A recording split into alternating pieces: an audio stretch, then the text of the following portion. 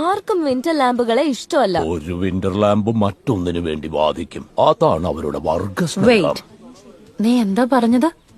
ജോർജിന് എന്നെ കൊറേ ഇഷ്ടായിരുന്നു.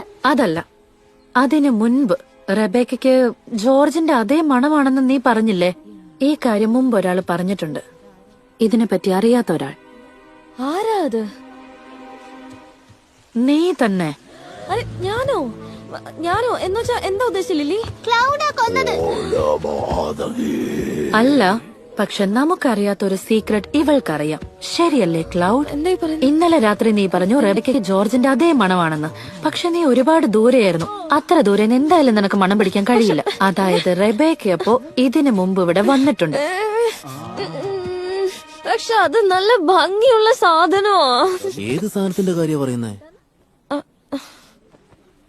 വട്ടത്തിലുള്ളൊരു സാധനം.